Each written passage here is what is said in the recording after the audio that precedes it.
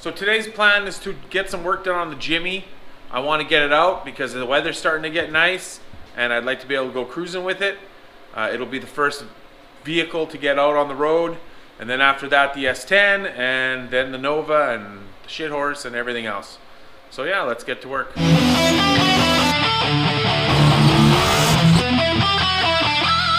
Alright, so the truck is outside right now. I'm going to have to go pull it in here. I just cleaned up the garage a little bit, made some room. Still working on this front bumper, sanding it down, getting all that paint off. I had this stand thing, whatever you call it, sawhorse, down in my basement, so I put it together to hold it so that I can work on it. But yeah, let's pull the truck into the garage.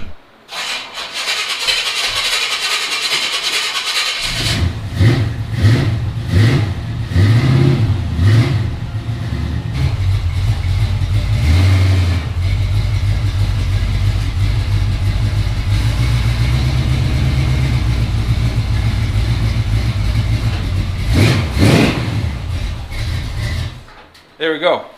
Even though it looks like a tight fit, and this is a pretty big truck, it actually fits pretty good.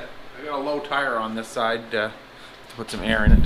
For those of you who are new, this is my 76 GMC Jimmy. It has a 350 in it. My daughter actually rebuilt the engine in it. It's a standard bore 350 with a 460 lift cam and aluminum intake. One of the issues I have is I have an antifreeze leak, which I think is coming from the thermostat housing here. Plus I also need to change out the thermostat because it doesn't really have good heat. It runs very cool in the summertime, like 160 or cooler, but when it's cold it barely even gets to 160 and it doesn't make heat very well. So I'd like to fix that, especially because it's still kind of chilly right now and it would be nice to be able to drive it and have heat. It also has a MSD Digital 6 and coil. That's some leftover parts from the Nova from when it wasn't fuel injected LS. And you know, a bunch of chrome stuff on it and whatnot. It's a fun little truck. My daughter likes to drive it a lot. It's not super fast, but it's a nice truck. So aside from fixing the antifreeze leak, something I want to look at, kind of the main reason I brought it in here today is because, not smash the GTO, this right here, if you can see, it's all broken. It's all cracked here. And so this, there you go. This is basically falling off. So I'm going to take this all apart and I'm going to fix this. Okay, so there's that. As you can see, there's lots of adjustment washers on there. Seems like an excessive amount.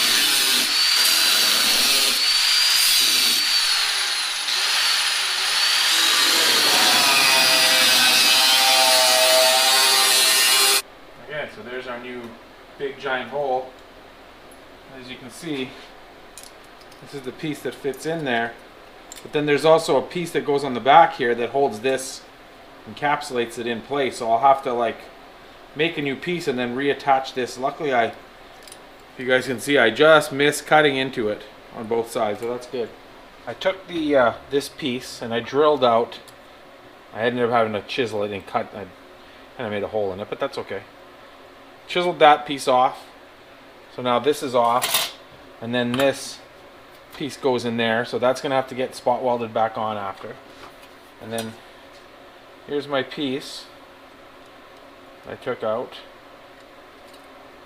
You can see it's been fixed before. Looks like it was welded at one time. I don't think I did that, but I might have, I don't remember. Okay, so there's our piece. Now you can cut this out in various ways, but I'm just going to use some of these, hopefully, metal shears.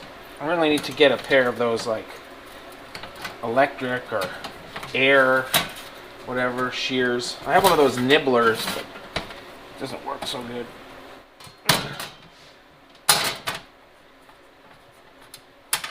These are starting to get old. It'll be time for some new ones soon. But they've been used a lot, so. Alright, so there's the piece. It's a little bigger. I'm going to have to trim it a little more and get it to be the exact fit. Alright, so you can see now I got it fitted nice, about the same size.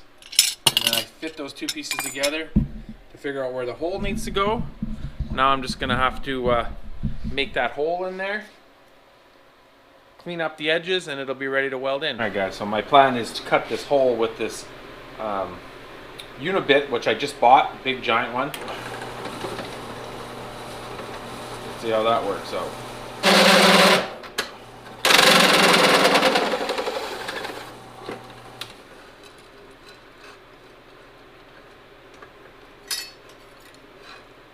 I pretty much made it. I mean, it's not a square hole like the original one was, but it's pretty much the same size. I think that'll work. Now what I'm doing, take in this piece, line it up with the hole, lay this piece over top, mark it here and here, and then I'll drill holes here so that I can spot weld this piece back onto this.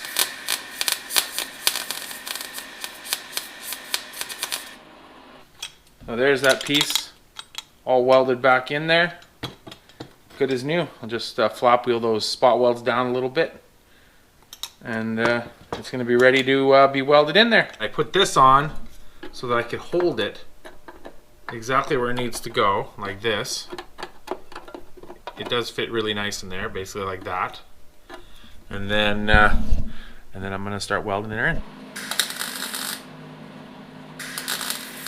I'm just using this hammer just to tap it down to make sure it's pretty flat, since I'm like butt welding it, not overlap welding it. And now I'll just add tacks, and then you want to kind of go slow so it doesn't get too hot.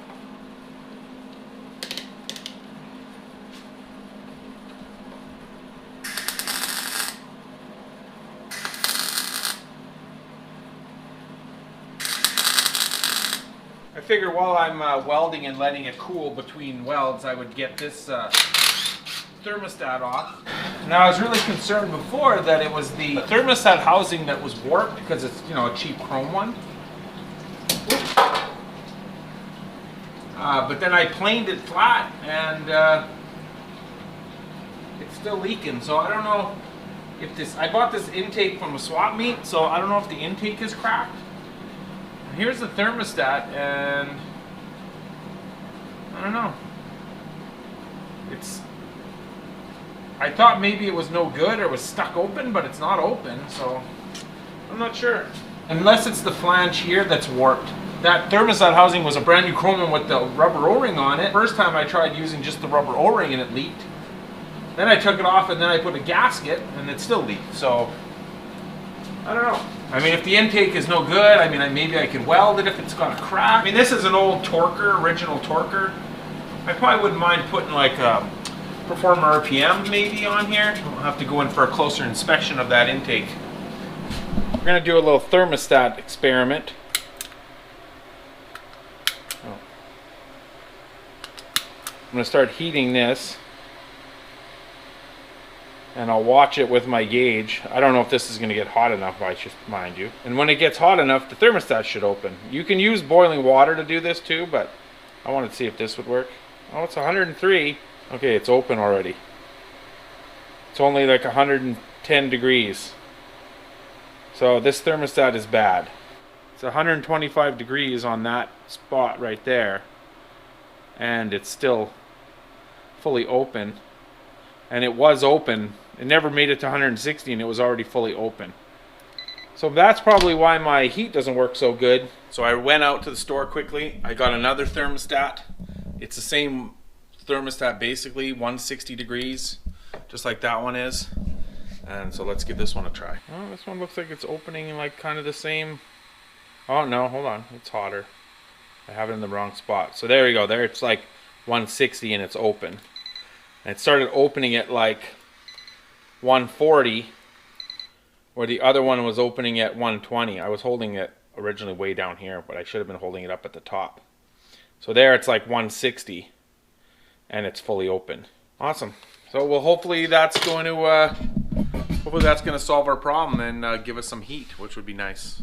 When I went to the parts store, I tried to get a new gasket, but they didn't have one. So I have this gasket making material. I'll just hopefully cut one out of here. If you have a gasket that you can't get anywhere for some old car maybe, you can use this to make it. Just use this piece of welding rod to make a little mark there. Lightly rub it. It should leave an impression.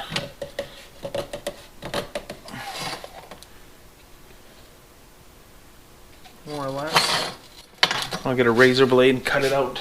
And not only did they not have a gasket in stock there, which I thought was odd, I noticed the price of it and it was like $5. And the thermostat was only $8. So that seems pretty crazy to me.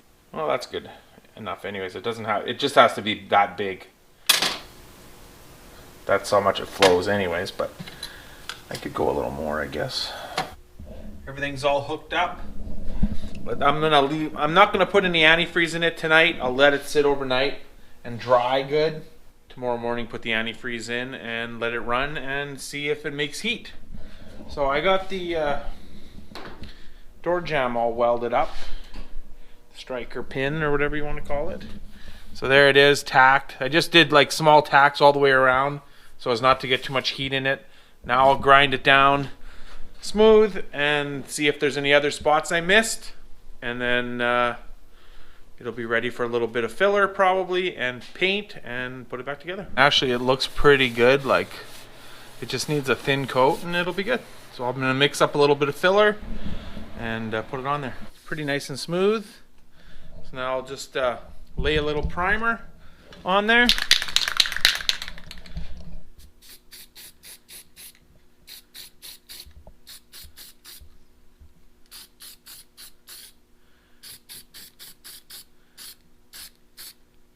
Let that dry, and I might have some red paint that is kind of a match just to paint it so that it's all the same color. I'll have to take a look around for it. There it is. So I think that looks pretty good. Definitely better than it was. The door actually closes a lot better now. It was not closing all the way and it was really hard to close before. Now it's closing really good, so I'm really happy about that. That's awesome. Alright guys, so I thought of something else to do out here while I'm out here, and that's change out these hinges. If you guys remember, I had gotten these chrome hinges from the junkyard and I soaked them in the Evapo-Rust to get all the surface rust off. They're not mint. I put that one on already and it actually looks pretty good. I mean, as long as you don't take a really close look at it. And so far it seems like the hood fits better with that one. So we're gonna pop this one off. Of course, it's kind of a pain doing it myself, but we'll make it work. So I have this sheet down here. It wouldn't be so bad if this hood didn't weigh so much. I think it weighs like a ton. And then I hit myself in the face with it. That was good. Ow.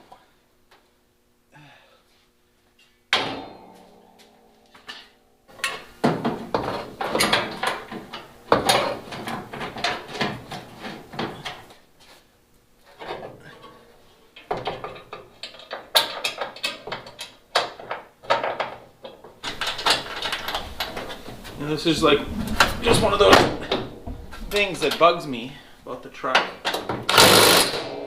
that I figure I should fix now while it's in here.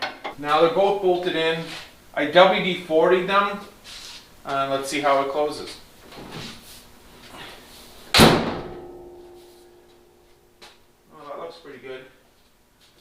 See, the issue that I was having was that this side right here was popping up all the time. And now it's not, which is awesome. And it fits good. This side, same thing. I mean, this hood has a little bit of a curvature to it because these hoods are really bad for bending. And if you see,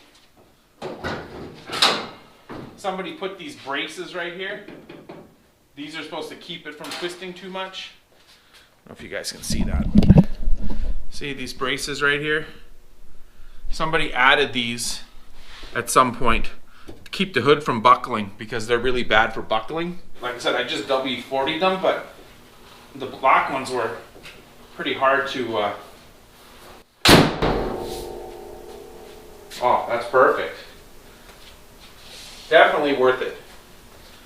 I didn't pay much for them from the junkyard, and they're chrome, so they kind of look a little cooler, and they work 10 times better. Awesome. We're definitely making some progress today. It's the next day now, and I'm back out here. It's actually a really beautiful day out. I went and insured the truck already, so it's ready to drive.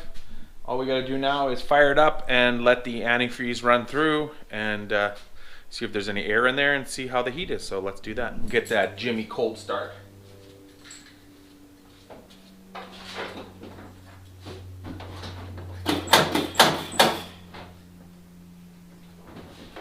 Help if I have the right keys, maybe. Too many cars around here.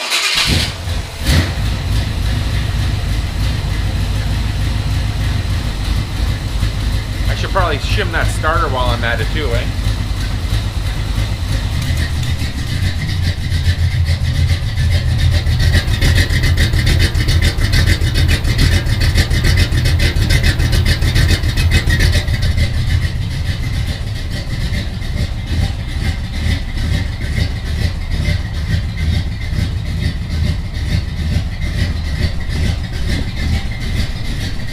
Pretty lumpy for like a 460 lift cam. The thermostat opened and I topped it up, but I don't seem to be getting really good heat still. It's starting to get some heat now. Still seems like it could be better though. All right, so after letting it run for a bit, I revved it up and I put the cap on, I guess maybe to build some pressure, and now it's making heat. So we'll have to wait and see when we drive it how it is. I mean, once it gets warm out, heat doesn't really matter. The other thing too is that before, this thing would run like 140 degrees. Like it wouldn't get warm at all, the engine. You know, which really isn't good. It's better if it's at a certain operating temperature, right? For performance wise and whatnot. Okay guys, so this video is gonna end now because it's getting long already. But don't worry, it will continue in the next video because like I said before, it's a beautiful day. We got a bunch of things we're gonna do today. So definitely stay tuned for the next video. And we'll check you later.